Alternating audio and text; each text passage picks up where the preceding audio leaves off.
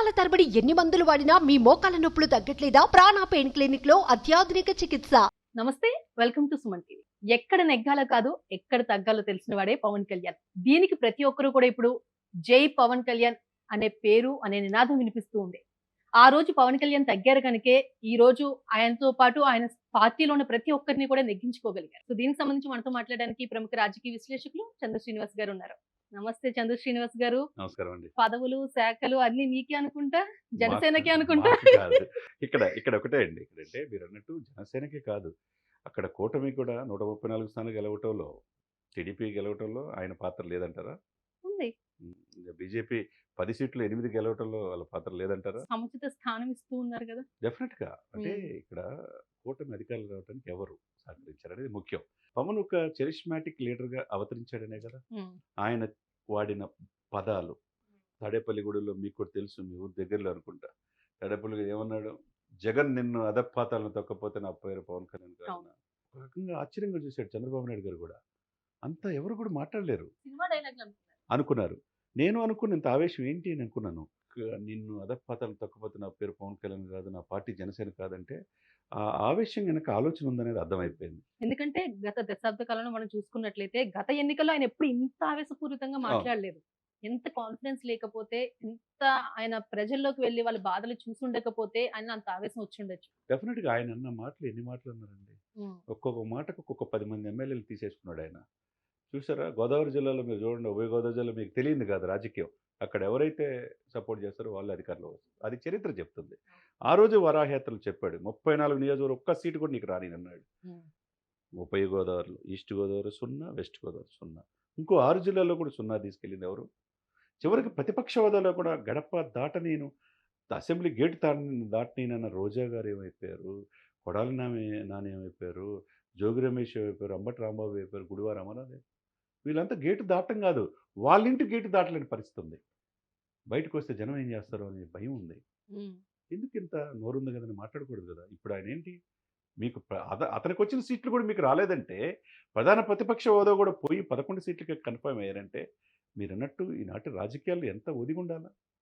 మీరన్నట్టు ఎదిగే కొన్ని ఒదిగే లక్షణం ఉండాలి. ఎక్కడ తగ్గాలో అక్కడ తెలుసుకోవాలి. తనకు తాను తగ్గించుకున్నాడు హెచ్చింపబడతాడని బైబిల్లో ఒక మాట ఉంది. ఆ మాటకి నిలువెత్తు దర్శనం. ఎందుకు తగ్గుతున్నాడు పవన్ కళ్యాణ్ అన్న ప్రశ్న నిన్న మొన్నటి వరకు వినిపించింది. వ్యూహాలు నాకు వదిలేయండి అన్నాడు. ఆ వ్యూహం ఇదేనని ఇప్పుడు అర్థమవుతుంది. డిప్యూటీ సీఎం కాదు, సరే సమానంగా ముఖ్యమంత్రితో పాటు ప్రాధాన్యత 6 శాఖలతో పాటు కందులు దుర్గేష్ గారికి సినిమా ఫోటోగ్రఫీ అంటున్నారుగా. కందులు దుర్గేష్ గారికి డిప్యూటీ సినిమా ఫోటోగ్రఫీ, సాంస్కృతిక, తర్వాత టూరిజం ఇచ్చారు. తర్వాత ఇకపోతే కీలకమైన మనోహర్ గారికి ఏమి ఇచ్చారు? పౌర సరఫరాల, ఆహారం, కన్జ్యూమర్ అఫైర్స్ ఇచ్చారు. అంటే 6 శాఖలు ఉంటాయి. ఈయనకి 12 శాఖలు ఇచ్చినట్టు. ముగ్గురే అనుకుంటారు జనసేనకి. 12 శాఖలు, చాలా పోర్ట్ఫోలియో మంచి శాఖలు ఇచ్చారు. దీంతో పాటు మీరన్నట్టు ఈ రోజు నామినేటెడ్, ఈ రోజు రేపు లోకో మాధవి గారు డిప్యూటీ స్పీకరు, ఆమె కానీ, లేకపోతే పంతం నానాజీ గారు, మండల బుద్ధప్రసాద్, చాలామంది ఉన్నారు. డిప్యూటీ స్పీకరు జనసేనకి మిత్రపక్షం కాబట్టి ఇవ్వాల్సిన అవసరం ఉన్నది. అది ప్రాధాన్యత క్రమం. మీరు అన్నట్టు ఆ రోజు పవన్ కళ్యాణ్ గారు ఏదైతే చెప్పాడో, మీకు సీట్లు లేని వాళ్ళు ఎక్కడ నిరసించబడద్దు, మన ప్రభుత్వం కూటమి రాబోతుంది, డెఫినెట్గా 1/3 నామినేట్ పోస్టులు కూడా వస్తాయి అన్నాడు. నామినేట్ పోస్టులు దాదాపు 500-600 పోస్టులు ఉంటాయి, అనేక పోస్టులు ఉంటాయి. కాబట్టి ఇన్నాళ్ళు ఎవరైతే పార్టీని కనిపెట్టుకున్నారో, ఎవరైతే పార్టీని విస్మరించిపోయినాలో, పోతిని మహేష్ లాంటి వాళ్ళు, లేకపోతే మనుక్రాంతి రెడ్డి వాళ్ళు, ఇంకొకళ్ళు ఎవరెవరు విమర్శించి వెళ్ళిన వాళ్ళందరూ కూడా ఇప్పుడు నోటికాడ వచ్చిన దాన్ని వాళ్ళే తీసేసుకున్నారు. వాళ్ళందరూ ఇప్పుడు బాధపడే సమయం. పవన్ కళ్యాణ్ గారికి తెలుసు వ్యూహం ఏంటనేది. ఇప్పుడు ఆ వ్యూహం ప్రకారం సీట్లు వస్తున్నాయి, పదవులు వస్తున్నాయి, రేపు నామినేట్ పదవులు వస్తున్నాయి. జనసేన చాలా అందరి కళ్ళల్లో ఆనందం కనపడుతుంది. అది అది అది నాయకుడు చెప్పినట్టు జనసేన కేడర్ నడుచుకుంది. కాబట్టి ఈ రోజున మీరు కొద్దిగా మీరేమన్నారు, అన్ని పదవులు జనసేనకు వస్తున్నాయి, మీకే వస్తున్నాయని అనుకున్నారు. జనసేనకి రావాల్సిన హక్కు, బాధ్యతతో పనిచేశారండి. పోరాట పట్టమని బూతుల దగ్గర నిలబడ్డారండి. ఈ రోజున టీడీపీకి ఆక్సిజన్ అందించారు. ఈరోజు కూటమి విజయంలో కీలక పాత్ర ఉంది. ఈరోజు రాష్ట్రంలోనే కాదు, దేశంలోనే ఈ సీట్లతోనే సెంట్రల్లో ఎన్డీఏ అధికారంలో వచ్చిందంటే, మోదీ గారు ఏమన్నారు, నా పక్కన కదా నా తమ్ముడు, నా సోదరుడు నా పక్కన ఉన్నాడు, ఈ తుఫాన్ అన్నాడు. అంటే ఎంత గొప్ప పేరండి, పవన్ కాదు తుఫాన్ అన్నాడు. కాబట్టి పదవులకి వన్నీ తెచ్చే వ్యక్తి. అట్లనే జనసేన కేడర్ కూడా ఆయన మాట ప్రకారం ఉంటున్నారు. ఎవరైతే పార్టీ కనిపెట్టుకున్నారో, తమ్మిరెడ్డి శివశంకర్ లాంటి వాళ్ళు ప్రధాన కార్యదర్శి, 6 సంవత్సరాల సర్వీస్ ఉంటే కమర్షియల్ ట్యాక్స్ కమిషనర్ ఆఫీసరు ఆయన కోసం వచ్చాడు. ఈ రోజున నిలబడ్డాడు. అటువంటి వ్యక్తులు కావచ్చు, బొలిశెట్టి సత్య లాంటి వాళ్ళు కావచ్చు, అనేక మంది ఈ పార్టీలో పనిచేసిన వీర మహిళలు ఉన్నారు, జనసేన కార్యకర్తలు ఉన్నారు. వాళ్ళందరికీ సముచిత స్థానం రాబోయే కాలంలో రాబోతుంది. ఎవరైతే పార్టీని కనిపెట్టుకుని ఉన్నారో, ఎక్కడ నిరసించకుండా పార్టీని కనిపెట్టుకున్న వాళ్ళు పవన్ కళ్యాణ్ గారిని మాట ప్రకారం ఉన్నారో వాళ్ళందరికీ సముచిత స్థానం ఇంకా రాబోయే కాలంలో రాబోతుంది. రేపు 19 తారీఖు ప్రమాణ స్వీకారం చేస్తారు కాబట్టి ఇక పాలన ఎలా ఉంటుందో మనం అయితే పవన్ కళ్యాణ్ గారు ఒక పక్క ఎంత నిజాయితీతో ఉన్నా కూడా ఇంకో పక్క ఆయన క్యాడర్ కూడా ఆయన అనుసరిస్తూ ఉన్నారు, ఆయన వెంటే నడుస్తూ ఉన్నారు. కాకపోతే రాబోయే కాలంలో ఆయన చేయాల్సినటువంటి సినిమాలు ఉన్నాయి, ఒక పక్క రాజకీయం, మరో పక్క సినిమాలు. ఖచ్చితంగా ఆయన ఒప్పుకున్నటువంటి సినిమాలు కావచ్చు, వాటికి కాల్ షీట్స్ ఇవ్వాలి ఖచ్చితంగా. అవును. ఈ రెండు ఎలా బ్యాలెన్స్ చేస్తారో, ఆయన వెనుకున్నటువంటి క్యాడర్ కూడా పవన్ కళ్యాణ్ గారు అందుబాటులో లేని సమయాల్లో కావచ్చు ఎంత వరకు ముందుకు తీసుకెళ్ళగలుగుతారంటారు?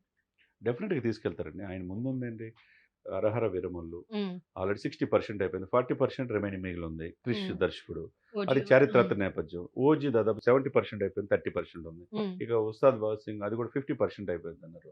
దాంట్లో గాజు గాజు పగిలే కొద్ది పొదినెక్కిద్ది అన్నట్టు డైలాగ్ పర్ఫెక్ట్ గా యాప్ట్ అయింది. అది కూడా ఈ 3 సినిమాలే కదా. ఈ 3 సినిమాలు డెఫినెట్గా ఇప్పుడు 1 మంత్ పాటు రేపు ప్రమాణ స్వీకారం చేయటం, అసెంబ్లీ సెషన్స్ అయిపోయిన తర్వాత ఈ 1 మంత్ తర్వాత 2-3 నెలలు 3 సినిమాలకి ఆయన టైం ఇచ్చేస్తే సరిపోద్ది.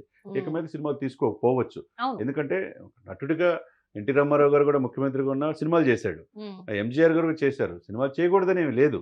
కాబట్టి ఇక్కడ చంద్రబాబు నాయుడు గారు, పవన్ కళ్యాణ్ వీళ్ళిద్దరికే అకౌంటబిలిటీ, వీళ్ళిద్దరు ఎవరికి చెప్పాల్సిన అవసరం లేదు.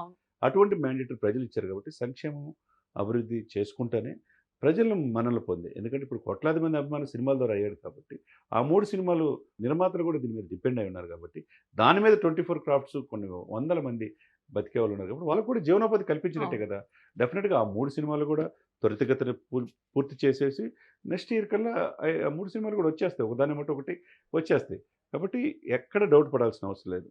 సినిమాల్లోనూ రియల్ హీరో అయ్యాడు, రాజకీయాల్లో కూడా రియల్ హీరో కూడా మనం నిజంగానే ఆయన చాలా సందర్భాల్లో కూడా నాకు ఓటమే ఎక్కువ తెలుసు, విజయం చాలా తక్కువ తెలుసు అని చెప్తారు. తొలి ప్రేమ ఒక్కటే నేను సక్సెస్ ఎంజాయ్ చేసిన తర్వాత నాకు ఏమైందో కూడా మళ్ళీ ఇప్పుడు చూసాను అన్నాడు. నిజమే, ఆయన ఎక్కడ తగ్గాలో తెలుసు, తనేంటో తనకు తెలుసు. అనేక మంది విమర్శలు చాలా రకాలుగా మానసికంగా ఆయన చేసిన ఎక్కడ తొనకల బెనకల నేటి రాజకీయాల్లో ఒక రోల్ మోడల్ అయ్యారు. మరో చాలా సందర్భాల్లో చెప్పినట్టు ఆయన ఒక కేస్ స్టడీ, అంటే అధికారం ఎందుకు కోల్పోయింది 150 స్థానాల్లో అనే పాయింట్ ఆఫ్ వ్యూలో కేస్ స్టడీ విద్యార్థులకి జగన్మోహన్ రెడ్డి గారు గద్దె దిగటం అనేది ఒక కేస్ స్టడీగా ఉపయోగపడుతుంది. అదే సమయంలో సక్సెస్ఫుల్ పర్సన్గా ఎమర్జ్ అయిన తీరు నేటి తరం యూత్కి, పిల్లలకు కూడా ఒక పాఠ్యాంశంగా ఫ్యూచర్లో వచ్చే అవకాశం స్పష్టంగా కనపడుతుంది. చూడాలి మనం, చూడాలి ఆ శాఖలు, ఆ పదవులు ఎంతవరకు బ్యాలెన్స్ చేసుకోగలుగుతారు. ఎందుకంటే ప్రజలు చాలా నమ్మకంతో వాళ్ళని గెలిపించుకోవడం జరిగింది. ఆ నమ్మకాన్ని కేవలం నాయకుడు ఒక్కడే కాకుండా మిగతా పార్టీలో ఉన్న మిగతా క్యాడర్ అంతా కూడా నిలబెట్టుకోవాల్సినటువంటి పరిస్థితి. అవునండి. రైట్. థ్యాంక్ యూ చంద్ర శ్రీనివాస్ గారు, థ్యాంక్ యూ సో మచ్ అండి. సుమన్ టీవీలో మీ పర్సనల్ అండ్ బిజినెస్ ప్రమోషన్స్ కోసం కింది నెంబర్కి కాంటాక్ట్ చేయండి.